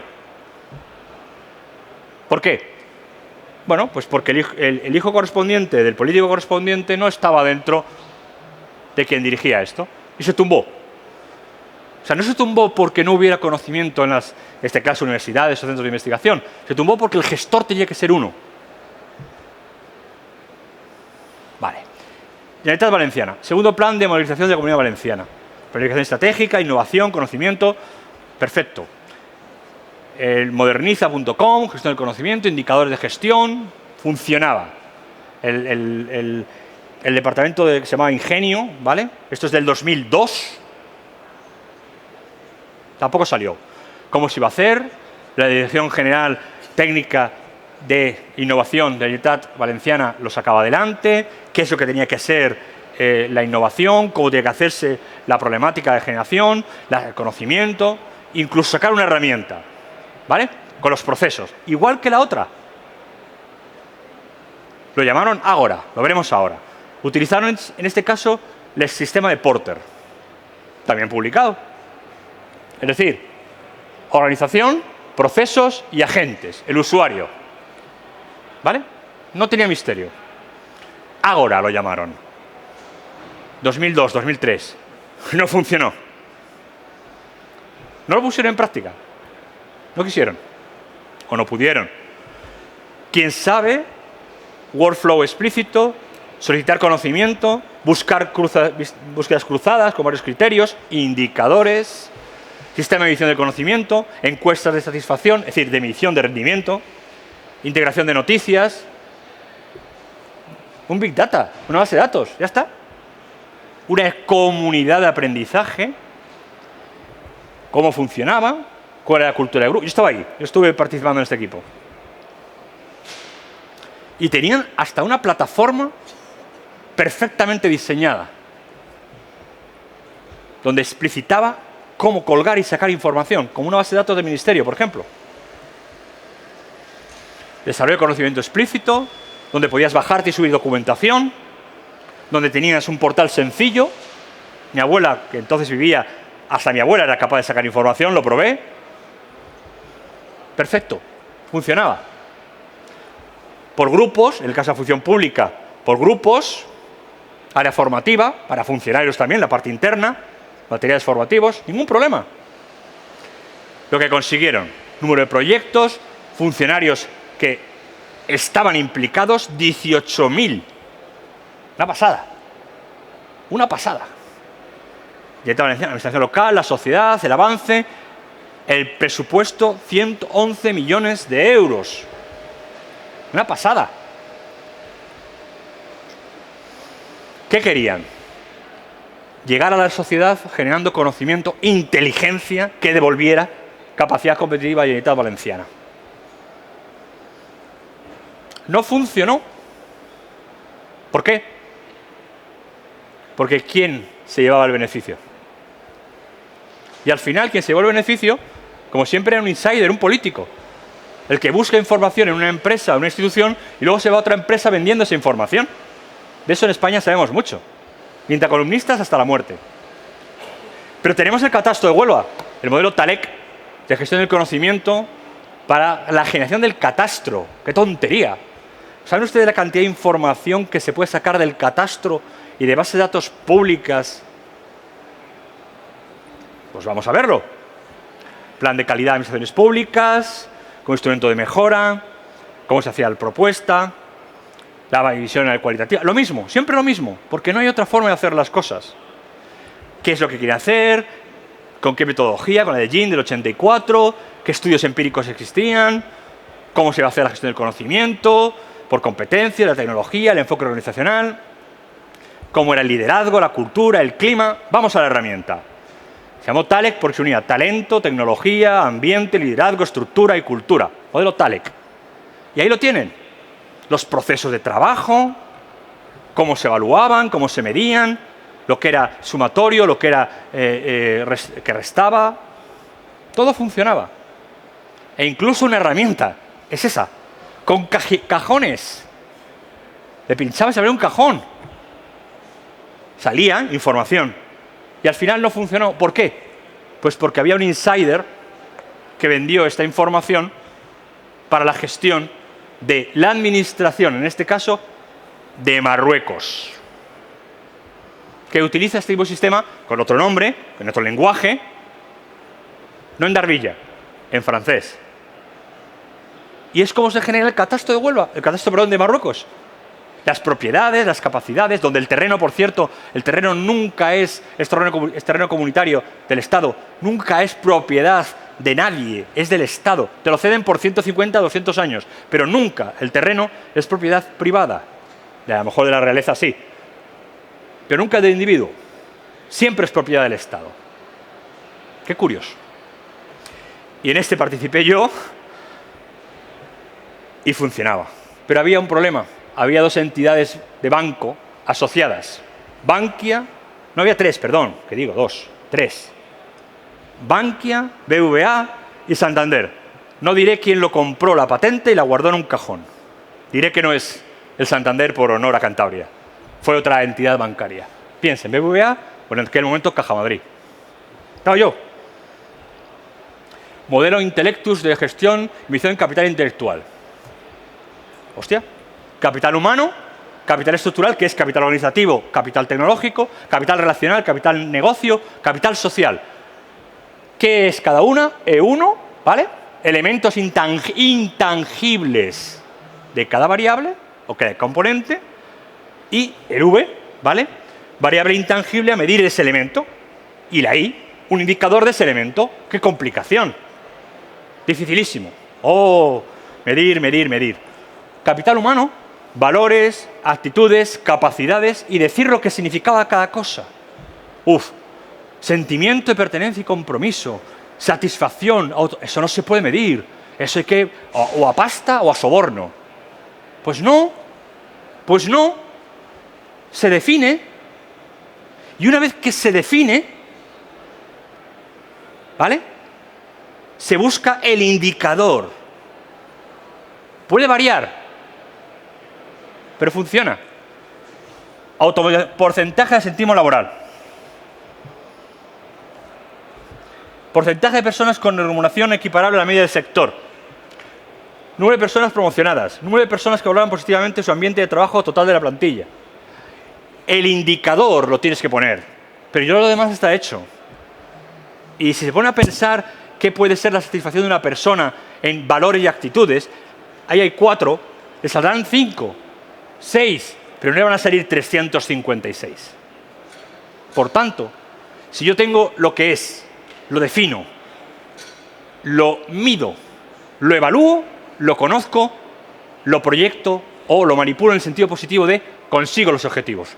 Porque es el conocimiento, la capacidad, la capacitación, la formación, las competencias, el liderazgo y además la proyección de carrera, en el sentido no solo profesional, sino de la empresa o de la administración, que necesito en un tiempo, en un plazo y de una forma medible. Hasta la creatividad. La creatividad no se puede medir. Número de ideas sugeridas por el personal y aceptadas.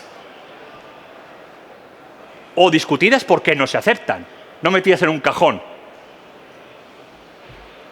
Porque entonces obtienes no motivación, obtienes otra cosa. Grado de subdiversidad en la composición de la plantilla. Porcentaje de personas dedicadas a actividades de I+D+I. Son ejemplos que se hicieron en ese momento según las personas que patrocinaron esta investigación en la Universidad Autónoma de Madrid, lo que se llamó el Foro Intellectus de Gestión del Conocimiento, perteneciente a la plataforma CIC, Conocimiento, Gestión del Conocimiento, que pertenecía al IADE, que es de la Universidad Autónoma en la Facultad de Económica y Empresariales. Ese es el recorrido. Aptitudes. Y esto sí que es divertidísimo. Yo no sé cómo piensa una persona. ¿Cómo que no? A ver, licenciado en Derecho, da igual si ha escrito o no ha escrito un juez. Ha escrito o no ha escrito a una asociación, que eso entonces me daría más información. Un juez, ¿qué edad tiene? ¿Dónde estudió? ¿Quién fue su mentor? ¿Cuándo sacó la oposición? ¿Qué temario había? Vale, en la universidad, ¿cuándo lo hizo? Vale, ¿qué doctrina o qué línea argumental, en este caso jurídica, tenía esa facultad? ¿Qué clases dio? ¿Cuál era la programación curricular, adaptación curricular o sistema de evaluación de esa universidad en ese momento? Por tanto, sabré con un porcentaje mucho más alto de lo que creemos si son liberales, no liberales, conservadores, neosempeterianos. Lo sabré porque sé su recorrido profesional, el cual es público, está en Internet. Y si lo puedo medir, lo puedo evaluar. Hay despachos de abogados que esto lo hacen y, por tanto, reducen la incertidumbre, no es bola de cristal, reducen la incertidumbre de la sentencia diciendo en la argumentación lo que el juez quiere, puede, sabe, va a tener empatía. No saben lo que se puede pagar en un juicio por modificar, entiéndame por favor, adaptar un 5% la sentencia de un juez. Te dan lo que quieras. A lo mejor en penal no, a lo mejor en civil no, pero en administrativo lo que pidas. En patentes, lo que pidas. Lo que pidas te lo dan. Yo soy era profesor de Pons, patentes y marcas, enseñaba esto y Pons lo utiliza para decirle en la defensa de las patentes qué es lo que tienen que hacer cuando van a una licitación o cuando van a un juicio por una violación de patente. Conocen al juez, conocen al fiscal, conocen al abogado contrario, saben dónde estudió y saben cómo piensa en un porcentaje amplio. Y todo es público, en Internet, no estoy violando ninguna norma. Y ganan.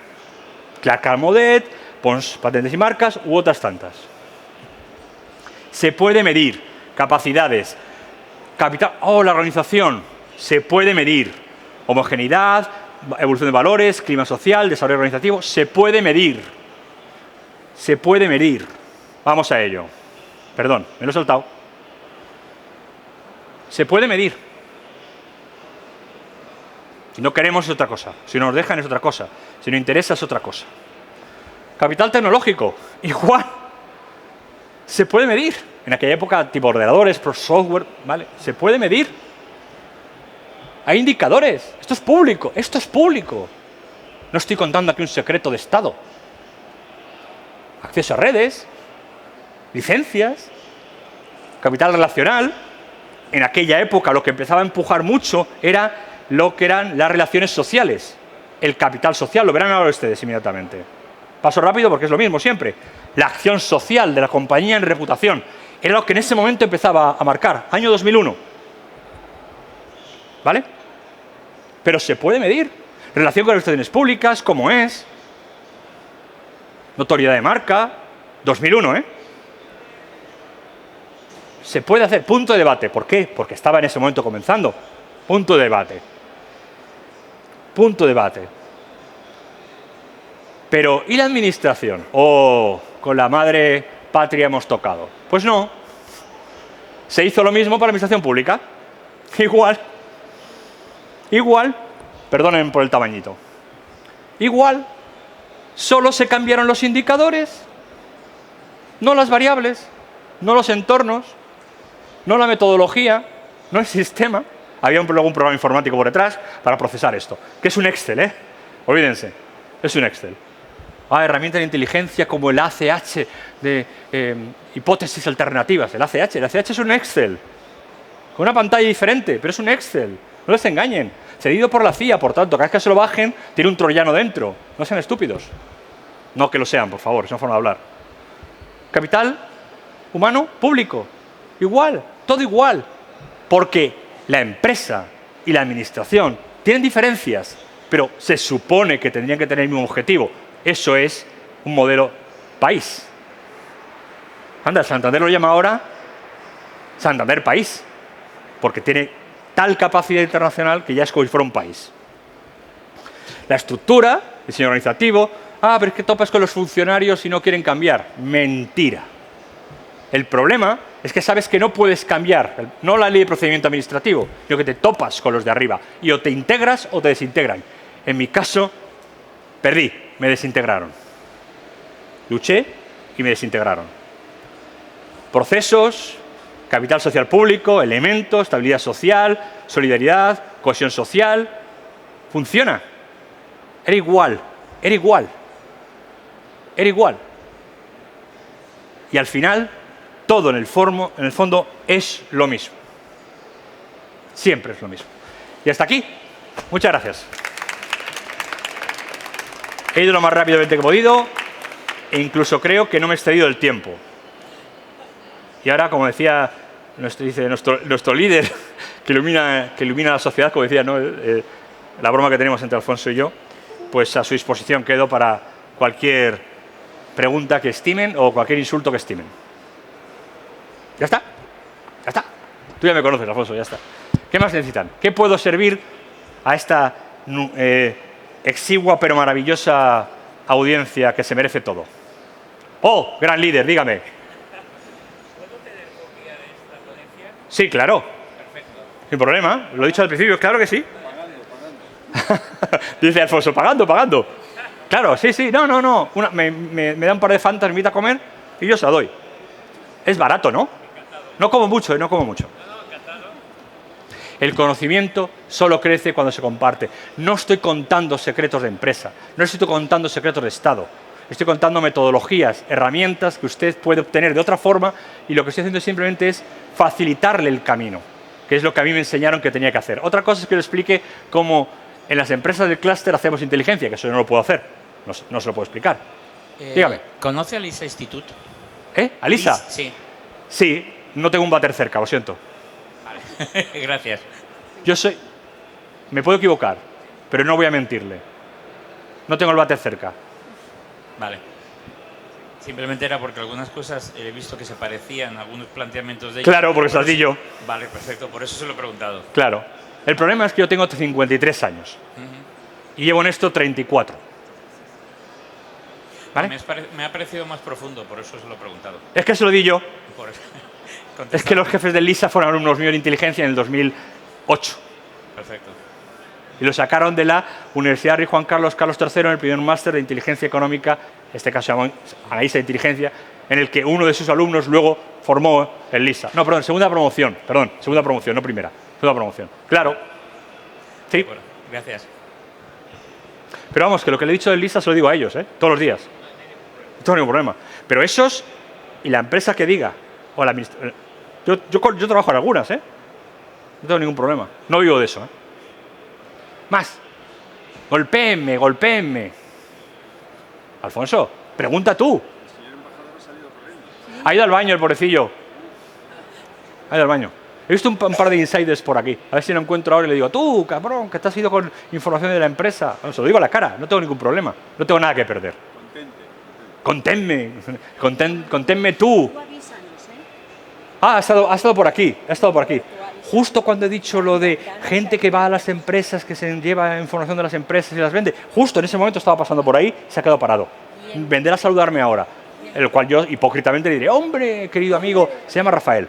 Hombre, Rafael, de mi corazón y de mi vida, ¿por qué te fuiste de ITE? Ya está, Es como tú y yo nos conocemos. ya está. Sí que nos- ¿eh? Sí. Si esto hubiera habido 200 personas, a lo mejor me controlaba, o a lo mejor no. No, seguro que no. Pra- ¿Qué? Me da igual, Por eso. Exacto. me da igual. Porque nada de lo que estoy diciendo es mentira. Y todo es demostrable, comprobable. No hay problema. Ese Rafael también. Y también sí, le conocemos los dos. No lo sé. Sí, sí, ya te digo. Es una buena persona en el sentido Te digo. honesto del término. Lo que pasa es que ha cometido algunos errores. Bueno.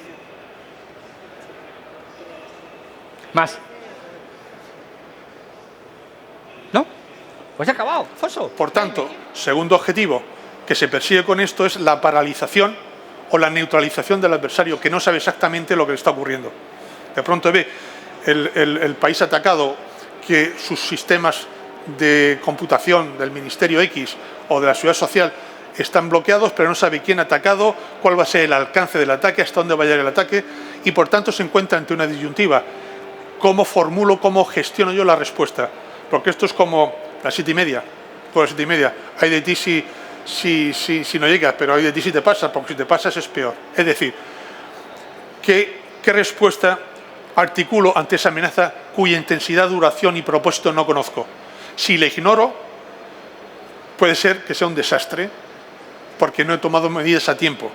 Pero si o sobrereacciono, por ejemplo, militarmente, entonces también estoy entrando en un ámbito que es desproporcionado y, por tanto, ineficaz para la amenaza que estoy recibiendo. Por tanto, el momento de evaluar la naturaleza y el alcance de la amenaza es fundamental, fundamental. Y después, por supuesto, el tercer objetivo que persigue el atacante es que con la relación coste-beneficio. Es decir, no se puede conseguir mayor beneficio con un menor coste que a través de una ciberamenaza. Por tanto, la mejor forma que tiene un Estado de protegerse contra estas amenazas híbridas es a través de lo que se llama el nuevo ámbito cognitivo. Tenemos 5 ámbitos operativos, tanto en la OTAN como en otros organismos internacionales, que son tierra, mar y aire, el espacio ultraterrestre y la ciberseguridad. Esos están recogidos como ámbitos operativos. Pues bien, habrá un sexto, que todavía no está articulado ni está reconocido como tal, pero yo creo que terminará por imponerse, que es el ámbito cognitivo. ¿Y qué se entiende por esto? Básicamente la capacidad que se tiene de interpretar y de anticipar y interpretar las posibles amenazas que te pueden ocurrir. Para eso necesitas una gran capacidad técnica de recogida de datos, de asimilación de datos, una gran capacidad analítica para interpretarlos y una gran capacidad de respuesta. No está al alcance de cualquiera. Esto será un ámbito transversal que informará a todos los demás, tierra, mar y aire, ciberseguridad y espacio ultraterrestre. ¿Por qué? Porque es la herramienta que nos va a permitir anticiparnos a los ataques. La OTAN, por ejemplo, como ustedes bien saben, es una organización militar defensiva, político-militar, más político que militar, pero bueno, político-militar defensiva. Es decir, la OTAN no puede tener, conforme a sus estatutos, capacidades ofensivas. Pero dada la naturaleza de las amenazas actuales, que en cuestión de horas tienes que tomar decisiones sobre cómo reaccionar, no puedes esperar a ser atacado para reaccionar, como tradicionalmente se hacía con capacidades y con métodos tradicionales. Y entonces, ¿cómo es posible que dentro de una organización defensiva como es la Alianza del Atlántico se dote de capacidades de reacción preventivas? Esa es la pregunta. Hay algunos países que individualmente, fundamentalmente los anglosajones, los Estados Unidos y Gran Bretaña, que ya han declarado claramente que no van a esperar a ser atacados para tomar medidas, sino que cuando ellos intuyan o tengan la certeza de que son o van a ser víctimas de un ataque cibernético o de amenaza híbridas, tomar las medidas que estimen oportunas. Pero eso a nivel individual nacional, no a nivel colectivo. La OTAN sí, en el último consejo, con el concepto estratégico adoptado en la cumbre de Madrid el mes de junio pasado, sí ha adoptado unas conclusiones muy interesantes. Primero, ha dicho ya y ha dejado escrito algo que ya era un convencimiento, pero no estaba regulado como tal, como doctrina oficial de la OTAN, que es que cualquier ataque cibernético o amenaza híbrida que incida en los aliados a un nivel que desestabilice ese país puede ser considerado como un ataque armado y, por tanto, provocar la invocación del famoso artículo 5 del Tratado de Washington fundacional que permite la respuesta armada.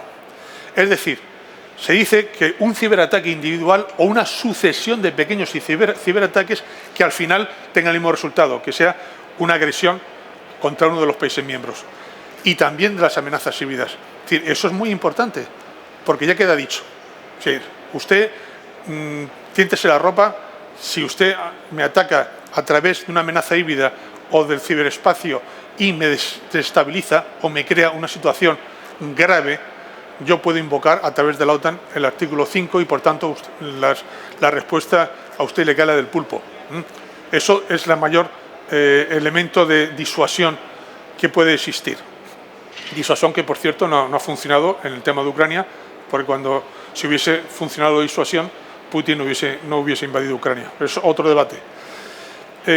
Esto lo digo por la importancia que tiene el tema de la disuasión. La disuasión funciona cuando tu superioridad tecnológica y militar es tan apabullante que cualquier enemigo se desiste de atacarte porque sabe que no tiene ninguna posibilidad de sacar ningún beneficio del ataque.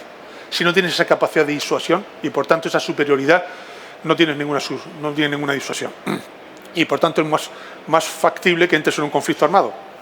Es algo que hay que decir a mucha gente que no comprende por qué se invierte en defensa y en gastos, porque es la mejor forma de evitar los conflictos. Primero, el gasto en defensa no es gasto, es inversión. Inversión industrial, inversión en puestos de trabajo, inversión en tecnología, que se recoge a medio y largo plazo. No es un gasto, es una inversión. En segundo lugar, el gasto en defensa es la única forma de protegerle a usted sus libertades individuales, sus derechos humanos, su democracia, su sistema actual de vida. Es para protegerlo. Y, en tercer lugar, porque es la mejor forma de evitar el conflicto armado, tener la superioridad militar y tecnológica que disuada a cualquier potencial agresor. Dentro de las amenazas híbridas, una de las más destacadas, porque las sufrimos todos los días, es la desinformación. Los anglosajones distinguen entre misinformation y disinformation. No es lo mismo, pero a nuestros efectos no entraremos en ese debate. Es decir, utilizar la información para crear escenarios falsos o interpretaciones falsas que provoquen también desestabilización en el atacado. Esto se está regulando, tenemos a nivel europeo, estamos negociando una caja de herramientas híbridas, ya tenemos una caja de diplomacia digital, de ciberseguridad ya aprobada, estamos negociando una caja de herramientas híbridas y otra caja de lucha contra la desinformación a nivel europeo. De aquí el debate es muy interesante, porque se enfrentan potencialmente dos escuelas de pensamiento, dos doctrinas. Aquellos que piensan que tenemos que dotarnos los Estados, o la Unión Europea en este caso, de los instrumentos oficiales centralizados suficientes para analizar las noticias, dilucidar lo que es bueno de lo que no es bueno, lo que es falso, lo que es verdadero, y darle al consumidor final una interpretación digamos, contrastada, verídica y veraz de las noticias. De aquellos que piensan que no, que para mantener una sociedad abierta, para mantener nuestra sociedad de libertades individuales y derechos humanos y capacidad de libertad de expresión, etcétera, etcétera, tenemos que correr cierto riesgo, pero no podemos crear ninguna estructuras gubernativas centralizadas que controlen, dirijan y decidan qué es lo que se puede leer, qué es lo que no se puede leer, qué es lo verdadero y qué es lo falso, porque eso sería acabar con nuestras propias libertades. Es decir, al final nos pareceríamos más a nuestros atacantes, cediendo en nuestro Estado de Derecho, nuestras libertades, y nos pareceríamos más a las que nos atacan. Y nosotros, para luchar contra los caníbales, no necesitamos comernos a los caníbales. Tenemos otras metodologías, ¿verdad? No podemos parecernos al atacante. Y, por tanto, pero es un debate que no está cerrado. Hay partidarios de ambas escuelas. Al final yo creo que se impondrá el justo medio. Es decir, lógicamente tendrá que haber unas instancias capaces de prever, de identificar las fake news y las agresiones en desinformación, sobre todo en los procesos electorales internos, y dejando al margen de interpretación individual de cada ciudadano lo que debe leer, lo que debe creerse y lo que no debe creerse. La desinformación, además, tiene varios niveles. El nivel más básico es el nivel más fácilmente detectable, que es la mentira objetiva. Es decir, si mañana alguien dice que Napoleón invadió China, pues no, mire usted, Napoleón invadió Rusia y se acaba la historia rápidamente porque es contrastable perfectamente. Pero existe otro segundo nivel de desinformación, que es sobre datos verdaderos hacer una interpretación falsa y vender la interpretación falsa como la interpretación de esos datos. Eso ya requiere mayor sofisticación para desmontarlo. Y lo tercero es la consecución con datos totalmente verdaderos y con interpretaciones verosímiles, una conclusión falsa. No tenemos tiempo para entrar en estos niveles, pero son distintos niveles de sofisticación básica, interpretativa y finalista de la desinformación. Insisto, yo soy, al menos milito en las filas de aquellos que piensan que una sociedad abierta como la occidental, como la española, como la europea, tiene que asimilar cierto grado de vulnerabilidad so pena de caer en procedimientos de evaluación, de gestión y de control que irían en contra de nuestras propias libertades. Pasamos, si quieren, a la situación de España en este panorama de la ciberseguridad, cibernético y las amenazas híbridas. En España estamos realmente bien situados de muchos puntos de vista. Desde el punto de vista, por ejemplo, de las infraestructuras. España tiene una red de fibra óptica de las más completas del mundo. Existen más kilómetros de fibra óptica en Villaconejos que en Berlín. Porque desde hace muchas décadas la compañía telefónica y otras compañías de telecomunicaciones invirtieron masivamente en la fibra óptica y tenemos una de las redes de mayor calidad, no solamente en cuanto a kilómetros de extensión, sino a la capacidad de transmisión de datos. Tenemos también una de las cualificaciones mayores en los cuerpos de ingenieros de telecomunicaciones del mundo. Nuestros ingenieros son de primerísimo orden. De hecho, así lo reconocen las grandes plataformas digitales norteamericanas y chinas, que vienen a España a crear sus hubs de software, ya sea en Madrid, ya sea en Málaga, en Barcelona y en otros sitios de España. Es decir, tenemos un reconocimiento internacional de la cualidad del factor humano, que son nuestros ingenieros de telecomunicaciones y técnicos en informática y demás. También tenemos un grado de digitalización de la administración pública que, de acuerdo con los rankings que publica la Comisión todos los años, somos el segundo país de Europa. El primero es Estonia, por buenos motivos, porque Estonia, como saben, sufrió un ataque por parte de la Federación Rusa en 2007 que paralizó su espacio electromagnético y, por tanto, se vieron obligados a tomar medidas para prevenir que esto no volviese a ocurrir. Pero después de Estonia, el segundo país más digitalizado en la administración es España. En España prácticamente se puede hacer todo en pantalla, desde sacarse el DNI hasta cobrar el subsidio de paro, hasta matricularse en la universidad, hasta prácticamente todo. Eso no nos damos cuenta del valor añadido y multiplicador que tiene, pero es fundamental. Por eso, por ejemplo, cuando estaba hablándole antes de la necesidad de transferir tecnologías y capacidades a países amigos y aliados que no tengan ese punto de desarrollo socioeconómico, yo estoy pensando fundamentalmente el primer paso sería la digitalización de sus administraciones. Imagínense un país latinoamericano grande que tiene infraestructuras muy pobres, que cualquier desplazamiento del ciudadano a la capital para hacer cualquier gestión le lleva días o semanas, que lo pudiese hacer desde su casa cualquier gestión con la administración pública, ya sea a nivel nacional, a nivel regional o a nivel local. El ahorro de tiempo y el multiplicador económico que eso supondría. Pues bien, ahí España, como digo, también está muy fuerte. Esas son nuestras fortalezas. ¿Cuáles son nuestras debilidades? Pues también las tenemos. Una de las debilidades es la insuficiencia de capital riesgo para invertir en nuevas tecnologías. En España tenemos una cultura de capital riesgo todavía limitada en comparación con otros países. Solamente Israel tiene más patentes en ciber que toda Europa, por ejemplo. Bien, es cierto que el mercado potencial de Israel no son los 9 millones de ahí, sino los 320 de Estados Unidos. Pero lo que le quiero decir con esto que allí sí tiene un sistema de capital riesgo muy claramente establecido. Es decir, cualquier persona, ellos tienen un servicio militar, 3 años para los varones, 2 años para las chicas, que cuando salen de ese servicio militar han estado en contacto con tecnologías muy avanzadas, militares, y cuando vuelven a la vida civil pueden pedir un préstamo, un subsidio al Estado, que normalmente se lo da para crear su propia startup, para desarrollar cualquier desarrollo tecnológico. Tienen derecho incluso a fallar una vez. Si fallan en su primer proyecto, pueden pedir una segunda subvención y se les suele dar. No es una subvención exclusiva del Estado, sino de capital riesgo en el cual interviene la iniciativa privada del sector privado. Con tal de que salga exitoso uno de cada 10 proyectos pilotos que se financian a través de ese capital riesgo, se recupera con creces toda la inversión. Bien, pues eso en España todavía tenemos que incentivar el capital riesgo. Hay una ley que lo va a desarrollar, pero esto no se desarrolla por leyes, eso se desarrolla por cambios de mentalidad, sobre todo del sector privado, pero también de la administración.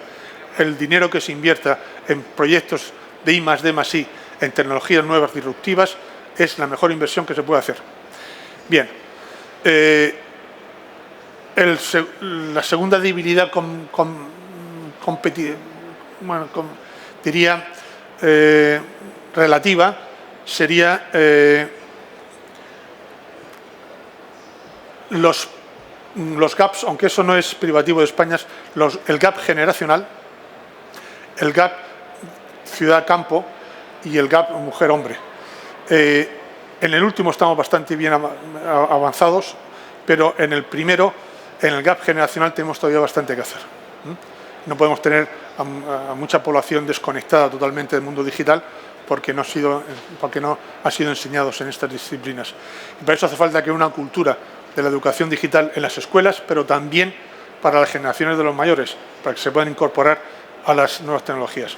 Es decir, España tiene sus fortalezas, que son muchísimas, que hay que maximizar, y unas pequeñas debilidades que tenemos que minimizar. Yo creo que estoy hablando demasiado, pero vamos, si me permiten una recapitulación. Primera idea, estamos ante un periodo de tránsito entre un orden internacional liberal salido de la Segunda Guerra Mundial, que se está reconfigurando y va a dar lugar a un nuevo orden cuyos perfiles definitivos aún no conocemos. Será una multipolaridad que no sabemos si será un G2 o un G0. Segundo, la capacidad que tienen las nuevas tecnologías disruptivas y la atomización del poder en distintos actores estatales y no estatales potencian las capacidades de estabilización de ese orden. En tercer lugar, tenemos que ser capaces, a nivel español y a nivel europeo, de regular el ciberespacio, no solamente desde el punto de vista normativo, sino a través de la creación de campeones europeos de grandes plataformas digitales. Cuarta idea, las amenazas híbridas van a aumentar, están aquí para quedarse y van a aumentar exponencialmente, y tenemos que ser capaces de anticiparlas a través del desarrollo de los elementos que he dicho antes cognitivos. Y en quinta idea, quizás España está bien posicionada en este nuevo ámbito, pero tenemos que maximizar nuestras ventajas y reducir nuestras debilidades. Muchas gracias.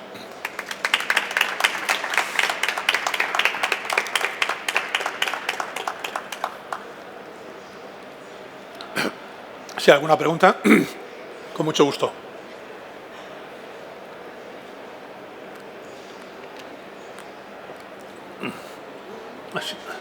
Si no lo hay es porque me he explicado muy bien. Pues muchas gracias y hasta la próxima.